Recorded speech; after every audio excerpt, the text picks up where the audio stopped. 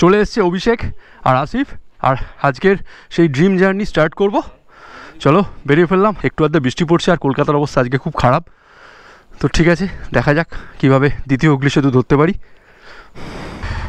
এখন বাজে জাস্ট 3টে আর আমরা বেরিয়ে পড়েছি। প্রথমবার মনে হয় কোনো জার্নি স্টার্ট করলাম এই সাইড দিয়ে, কারণ আমরা এখন ভেতর দিয়ে চলে উঠে যাব দ্বিতীয় হুগলি সেতু। মানে যাদবপুর অ্যাভয়েড করতে হচ্ছে, কারণ কলকাতায় একটা অপ্রত্যাশিত ঘটনা। মানে কলকাতাবাসী হয়ে আমার নিজের লজ্জা লাগে এরকম একটা ঘটনা ডেসক্রাইব করতে, বাট সেটা নিয়েই একটা বিশাল আন্দোলন চলছে কলকাতায়, দারুণ ব্যাপার। তো সেই আন্দোলনের যেখানে যেখানে জমায়েত হয়েছে সেই পার্টটাকে অ্যাভয়েড করার জন্য একটু ঘুরে যেতে হচ্ছে, বাট ঠিক আছে পৌঁছে যাবো। এইটুকু কষ্ট করাই যায় এরকম একটা জিনিসের জন্য।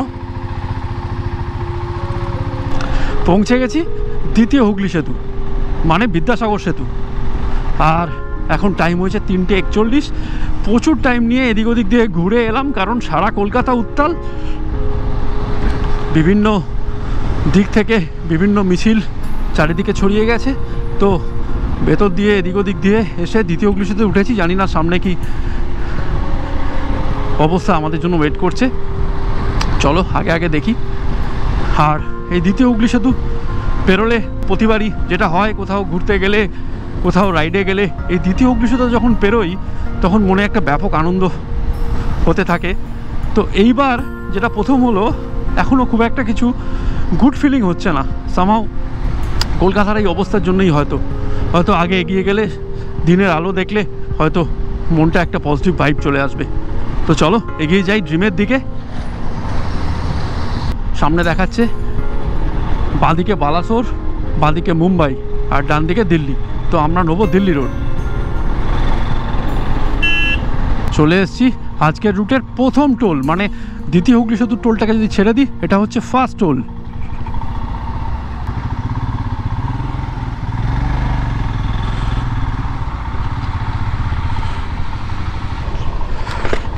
আর আপ টু দুর্গাপুর আসানসোল অবধি প্রচুর ডাইভারশন পাবো, এটা জানতামই। তবে রাস্তা মোটামুটি মুভমেন্ট আছে গাড়ির, তো একটু স্লো যাচ্ছি, কিন্তু ঠিক আছে। রাত্রিবেলা যতটা এগিয়ে নেওয়া যায়, রাত্রি আর কোথায়, 4:32 বেজে গেল। মানে ভেবেছিলাম আলো ধরতে ধরতে আসানসোল পৌঁছে যাব, তা হাফও পৌঁছাতে পারলাম না। তো ঠিক আছে চলো, এত বড় জার্নিতে এত ক্যালকুলেশন করে সব কিছু করা যাবে না, জাস্ট মাথায় রাখতে হবে ডিসিপ্লিন রাইড করবো, দ্যাটস ইট। আর বাড়ি থেকে চলে এসেছি 58 কিলোমিটার, আর এখন বেরিয়ে গেছে আলো। আর গুড মর্নিং ফ্রম, জানি না এটা এই জায়গাটার নাম জানি না, যাই হোক গুড মর্নিং সবাইকে। মোটামুটি রাস্তা এখন ভালোই পাচ্ছি, প্রচুর ডাইভারশন আছে, কিন্তু ডাইভারশনের রাস্তাগুলোও বেশ ভালো আছে। তো চলো আমরা টুয়ার্ডস এখন দুর্গাপুর এক্সপ্রেসওয়ে ধরে সোজা যাচ্ছি দুর্গাপুর আসানসোল হয়ে আমরা ঢুকবো হচ্ছে ঝাড়খণ্ডে। আর আজকের টার্গেট হচ্ছে, আজকে মোটামুটি আমরা বেনারস পৌঁছানোর ইচ্ছে রয়েছে। জানি না রাস্তা যদি ক্লিয়ার থাকে নিশ্চয়ই পৌঁছে যাব, আর না থাকলে যেখানে অবধি যেতে পারবো সেখানেই চলে যাব। বেনারসের ডিস্টেন্স মোটামুটি 695 থেকে 700 কিলোমিটার। কোন জায়গায় হোটেল নেবো সেটার উপর ডিপেন্ড করছে সব কিছু। আমরা অবশ্যই চেষ্টা করব একদম হাইওয়ের ধারেই কোনো হোটেল নিতে। তো চলো দেখি কোথায় হোটেল পাওয়া যায়। মোটামুটি ধরে রাখো 700 কিলোমিটার, তার মধ্যে আমরা করে ফেলেছি প্রায় 60 কিলোমিটার রাইড। যেটুকু সোজা পাচ্ছি বেশ জোরে টেনে নিচ্ছি, যাতে আমাদের অসুবিধা না হয়, টাইমটা যাতে ম্যানেজ হয়ে যায়। কারণ এরকম প্রচুর ডাইভারশন আছে, কিন্তু প্রতিটা ডাইভারশনেরই এখন যেটা হচ্ছে, রাস্তা খুব একটা খারাপ যে আছে বলবো না, রাস্তা মোটামুটি ভালোই আছে। এদিককার সব রাস্তা, মানে দুর্গাপুর এক্সপ্রেসওয়ের সব রাস্তা যখন কমপ্লিট হয়ে যাবে, মানে ব্রিজগুলো কমপ্লিট হয়ে যাবে, এই ডিস্টেন্সটা মানে এখান থেকে বেনারসের ডিস্টেন্সটা মানে হার্ডলি 10 থেকে 12 ঘন্টায় কমপ্লিট করে দেওয়া যাবে। এসে গেছি আমাদের সেকেন্ড টোলে। টোলগুলো আসলে বেশ ভালো লাগে, একটা কারণে ভালো লাগে কি জানো তো, একটা ডেস্টিনেশন এলো মনে হয়, এই ডেস্টিনেশনটা পেরোলাম এবার।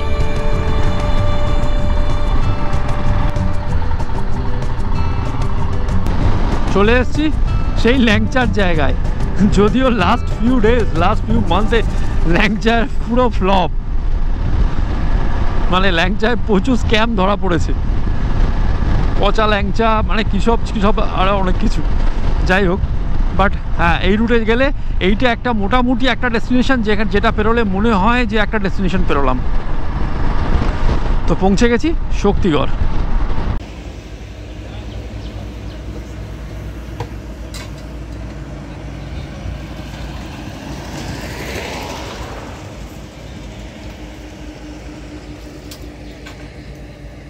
দাঁড়িয়ে পড়েছি একটা ছোট্ট ঝুপড়ি ধাবাতে, আর 112 কিলোমিটার রাইড করে ফেলেছি। আর এখান থেকে এবার আবার 100 কিলোমিটার পরে গিয়ে দাঁড়াবো। এরকম ছোট্ট ঝুপড়িগুলো দাঁড়ানোর একটাই কারণ যে এখানে আর যাই হোক টাইম ওয়েস্ট একদম হবে না। এখানে চা পাওয়া যাচ্ছে, এখানে বসার জায়গাও আছে, একটু রিল্যাক্স করে 10 থেকে 15 মিনিট ওয়েট করে আবার বেরিয়ে যাবো টুয়ার্ডস বেনারস। চলো রাস্তায় দেখা হচ্ছে। আবার চেষ্টা করবো 100 কিলোমিটার। আর যদিও এটা ভেবেছিলাম মনসুন লাইট হতে চলেছে, কিন্তু এখন অবধি মনসুনের কোনো দেখা নেই, মানে কোনো বৃষ্টি নেই, মেঘলা ছিল, এখন একটু রোদ উঠেছে। চললাম একটু চা খেয়ে, চায়ের ব্রেক নিয়ে। ব্রেকটা অনেকক্ষণই হয়ে গেল, কারণ অভিষেকের লাগেজ সিস্টেমটা একটু গন্ডগোল করছে, তো ওটা মোটামুটি একটু টাই আপ করতে টাইম লেগে গেল। তো চলো এবার এগোই, আবার 100 কিলোমিটার পর আবার দাঁড়াবো। জাস্ট বর্ধমান পেরোলাম, আর দেখো বেনারস দেখালো 563 কিলোমিটার এখনও। তো আমরা চলে এসেছি 120 কিলোমিটার, আর এখন টাইম হয়েছে 6:43। বেশ অনেকটা টাইম স্পেন্ড করলাম চা দোকানটাতে।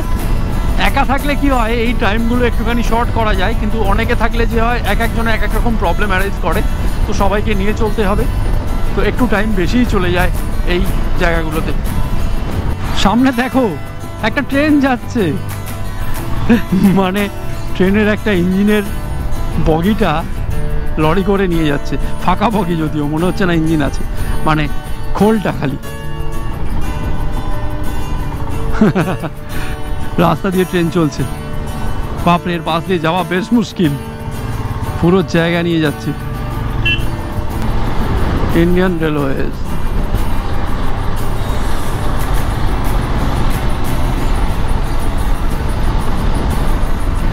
দেখো এখন স্মুথ রাস্তা, পুরো স্মুথ রাস্তা পেয়ে গেছি। এদিকে 3টে, ওদিকে 3টে, মানে এখনো আসানসোল ক্রস করিনি, রাধা দুর্গাপুরও ক্রস করিনি।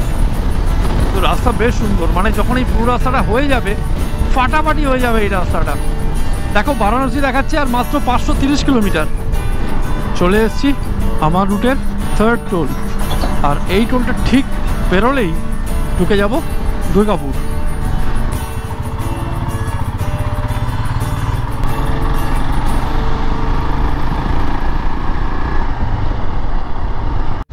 বেরোচ্ছি দুর্গাপুর, আর এখন টাইম হয়েছে 7:40। মোটামুটি আমার হিসাবে ভালো রাইডই করেছি আমরা। রাস্তা মোটামুটি ফাঁকা, কারণ আজকে ছুটির দিন, 15 আগস্ট, তো রাস্তা একদম ফাঁকা মোটামুটি। আসানসোল দেখাচ্ছে দেখো আর 41 কিলোমিটার। দাঁড়িয়ে পড়েছি জাস্ট 200 কিলোমিটারে একটা পেট্রোল পাম্প থেকে দাঁড়িয়ে পড়েছি, আর এখন খাবো আমাদের সেই বিখ্যাত স্যান্ডউইচটা। পিয়ালি বানিয়ে দিয়েছে রাত জেগে। তো আমরা এখানে একটু ব্রেকফাস্ট করবো, ব্রেকফাস্ট করে আবার রাইড স্টার্ট করবো। এখানে এখন বাজে 8:30 মতো।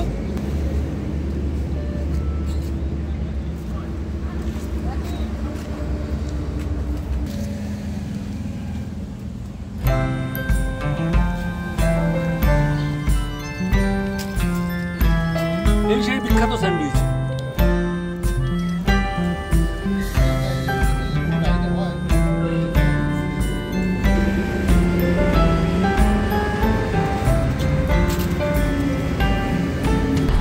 বেরোচ্ছি আসানসোল, আর এখন টাইম হয়েছে 9টা, জাস্ট 9:05 হয়েছে, আর আমরা চালিয়ে ফেলেছি 227 কিলোমিটার। আর কিছুক্ষণ আগেই দাঁড়ালাম ব্রেকফাস্টের জন্য, ব্রেকফাস্ট হয়ে গেছে, মন ভরে গেছে। এখন আবার চালাবো প্রায় 100-150 কিলোমিটার, তারপরে আবার দাঁড়াবো। পুরো সারা পৃথিবীর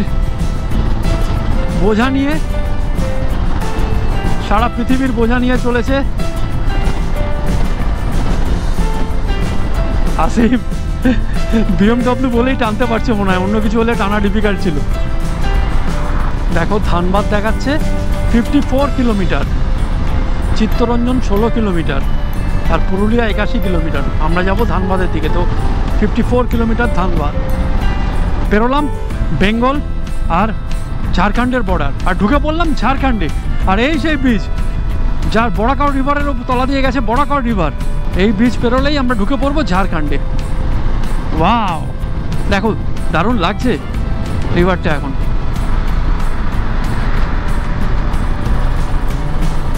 তো আজকে আমাদের রুটের সেকেন্ড স্টেট, আর চলে এসেছি আমাদের রুটের 4th টোলে। দূরে পাহাড় দেখতে পাচ্ছ কিনা জানি না, আমি কিন্তু দেখতে পাচ্ছি। এখান দিয়ে পুরো পাহাড়ের একটা রেঞ্জ দেখতে পাচ্ছি। দেখো দেখো খালি ঝাড়খণ্ডের রাস্তা দেখো, দেখো পাহাড়গুলো সামনে চলে এসছে। ও রাস্তাটা দেখো, রাস্তাটা দেখো, জাস্ট ফাটাফাটি। ওয়াও ওয়াও, কি লাগছে জায়গাটা, কি লাগছে।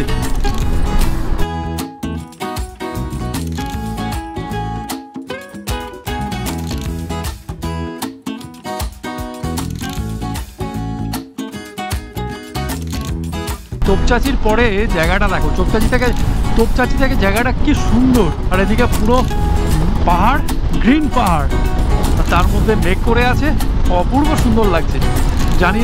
জানি হয়তো গ্রুপতে খুব ভালো দেখা যাচ্ছে না, কিন্তু অপূর্ব লাগছে এই সাইডটা, অপূর্ব লাগছে রাস্তাটা, দারুণ দারুণ। ওদিকে পাহাড়, মাঝখান দিয়ে রাস্তা। চলে এসেছি আজকের রুটের 5 নম্বর টোলে।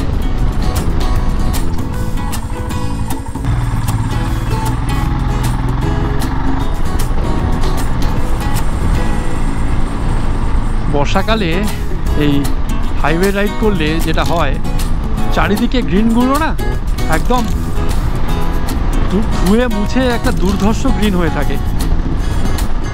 দেখো মানে ধুলো থাকে না গাছগুলোতে, তারপরে অপূর্ব লাগে কালারটা, মানে সবে রং করে দেওয়া হয়েছে। দাঁড়িয়ে পড়েছি একটা,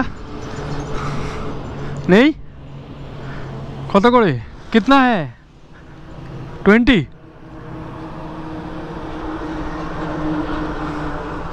ये है,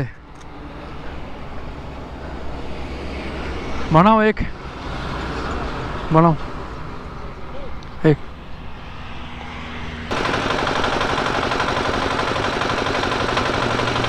পেয়ে গেছি একটা আখের রস, আর এখানে আখের রস বেশ ভালো লাগবে।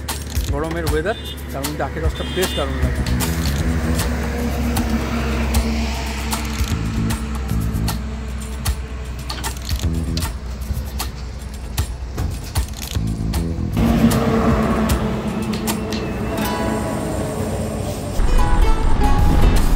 দেখো খালি রাস্তাটা, ও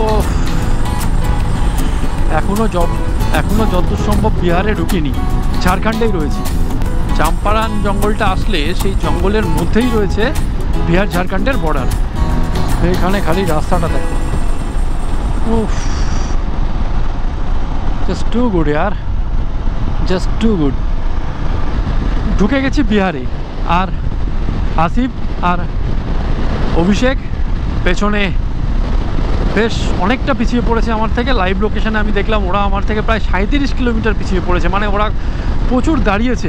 আর আমি আসলে এতটা দাঁড়িয়ে চালাতে পারি না, তো যেটা হচ্ছে আমিও দাঁড়াচ্ছি, কিন্তু 5-6 মিনিটের জন্য। কিন্তু ওরা কি হচ্ছে, অভিষেকের একটু ঘুম পাচ্ছে, সো ও বারবারই দাঁড়াচ্ছে।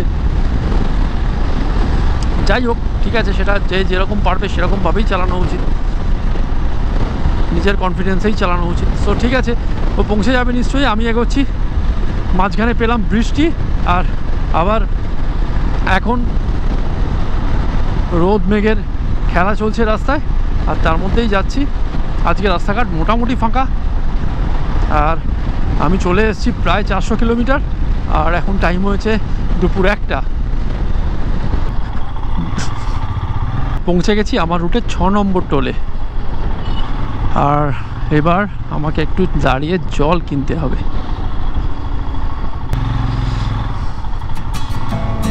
দেখো সামনে মেঘ করেছে,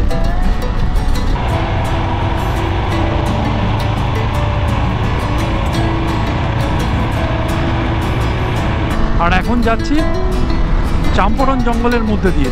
আর এই চাম্পারন জঙ্গলের মধ্যেই রয়েছে একদম মিডল দিয়ে ঝাড়খণ্ড আর বিহারের বর্ডার। মানে এবার জাস্ট এই চাম্পারন জঙ্গলটা পেরোলেই ঢুকে যাব বিহারে। বিহারে ঢোকার পর রাস্তার কোনো ছিরিচত্বর নেই।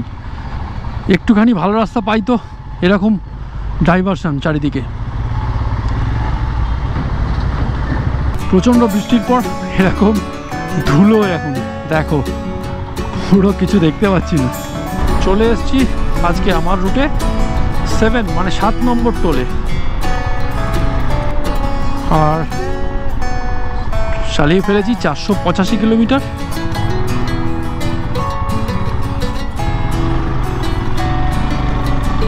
আর এখন টাইম হয়েছে 3:30 মানে 3:30।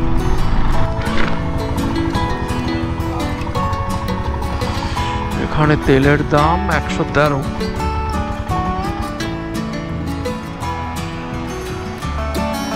জায়গাটা কোথায় আমি বলতে পারবো না, বাট চলে এসেছি 542 কিলোমিটার, রাদার 543 কিলোমিটার। আর এখন টাইম হচ্ছে 4:47। বিহারের রাস্তার মেজর পার্টটাই হচ্ছে খারাপ। এটা হচ্ছে সোন রিভার পেরোচ্ছি। সোন রিভার এটা জেনারেলি জল থাকে না, কিন্তু এখন বর্ষার সময় অনেকটা জল রয়েছে, অনেকটা। দারুণ লাগছেও, সূর্য ডুবছে আর লেয়ারে লেয়ারে দূরে গাছগুলো দেখা যাচ্ছে, বেশ ভালো লাগছে। বাপরে বাপ, ব্রিজটা তো শেষই হচ্ছে না, বিশাল ব্রিজ।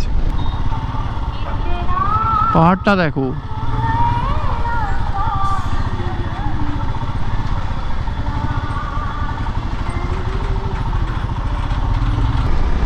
তো পৌঁছে গেছি 581 কিলোমিটার। আর পেছনে ফেলে এসেছি সাসারাম, আর সামনে পড়বে কুদ্রা।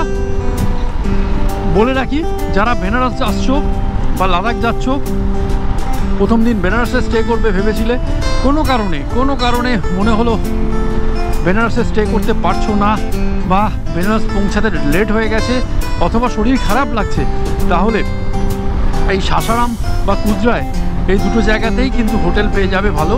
আর এখান থেকে বেনারসের ডিস্টেন্স মাত্র 100 কিলোমিটার। পরের দিন সকালে সেটা কভার করে নিতে পারবে। সো একদম রিস্ক না নিয়ে আমি বলবো এখানে থেকে যেও। যদি রাত হয়ে যায়, যদি মনে করো শরীর খারাপ লাগছে। দেখো দারুণ একটা সূর্যাস্ত, মনসুনে এই ধরনের সূর্যাস্ত দেখা বেশ রেয়ার। কিন্তু এখন বাজে 6:40 আর আমি করে ফেলেছি 626 কিলোমিটার রাইড। আরও প্রায় 60 কিলোমিটার গেলে তবেই ঢুকবো বেনারসে। আর ডেস্টিনেশন মাত্র 13 কিলোমিটার লেফট। কিন্তু যেটা হচ্ছে, দুবার গাড়ি স্টার্ট বন্ধ হয়ে গেল, এটা একটু আমাকে ভয় পাইয়ে দিয়েছে। দেখো সেই জন্য সামনের অক্সিলারি লাইটগুলো জ্বালায়নি, এলইডিগুলো একদম জ্বালায়নি। বুঝতে পারছি না ব্যাটারিটা প্রবলেম করছে কিনা। চলো ডেস্টিনেশনে পৌঁছাই, তারপরে কিছু প্ল্যান করছি। প্রায় ঢুকে গেছি বেনারস সিটিতে। এখানেই বেনারস ঢুকেই বাঁদিকে একটা হোটেল দেখলাম, হোটেল মুলাকাত। একটু দেখে নিই এখানে।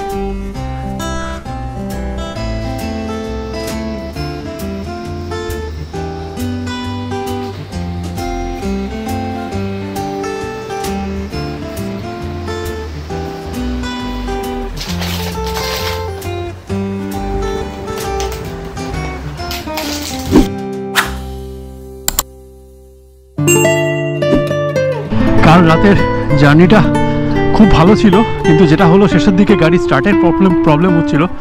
তো আজকে সকালে যেটা করলাম, এটার জন্য একটু ফেঁসে গেলাম।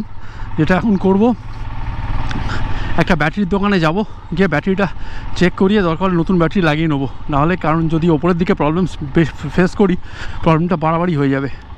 ব্যাড লাক যেন না হয়, ব্যাটারি চেঞ্জ করার পরেও যদি সেম সমস্যা হয়ে যায় তাহলে আর কিছু করার থাকবে না। ব্যাটারি চেঞ্জ করে সমস্যার সমাধান হলো না।